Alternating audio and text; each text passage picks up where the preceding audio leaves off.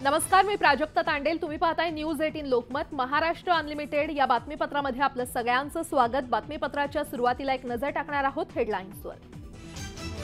Headlines प्रायोजक राजयोग paints, खुशियां आपकी, रंग हमारे। उल्हासनगरमध्ये रक्तरंजित थरार। भाजपा आमदार गणपत गायकवाडांनी शिवसेनेच्या शहर प्रमुख महेश गायकवाडांवर 6 गोळ्या तर राहुल पाटीलवर 2 गोळ्या झाडल्या। ठाणे क्राइम ब्रांचकडे सोपावला तपास।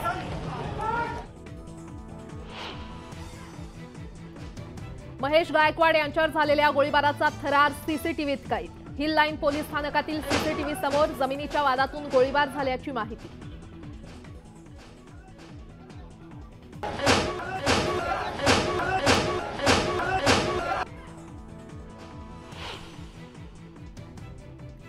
महेश गायकवाड यांच्या ठाण्यातील ज्युपिटर रुग्णालयात शस्त्रक्रिया। प्रकृती चिंताजनक असल्याची माहिती।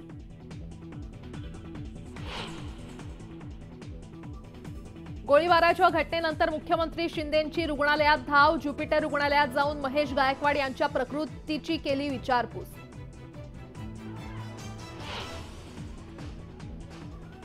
उल्हासनगर गोळीबार प्रकरणाची उच्चस्तरीय चौकशी होणार। गृहमंत्री देवेंद्र फडणवीसांचे आदेश।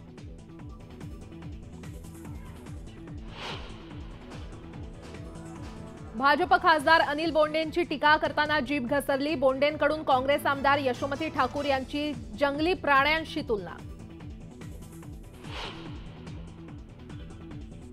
उपमुख्यमंत्री देवेंद्र फडणवीस गहिनीनाथ गडावर नतमस्तक। संत वामनभाऊ महाराज यांच्या समाधीचं घेतलं दर्शन।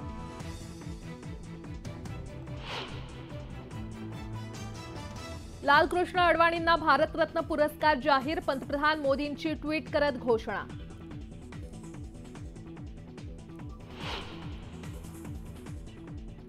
गोंदियाच्या नवेगाव नागझिरा व्याघ्र प्रकल्पात टी वाघिणीसह 2 बछड्यांचं दर्शन। बछडे वाघिणीसह मस्ती करतानाची दृश्य पर्यटकांनी कॅमेऱ्यात टिपली।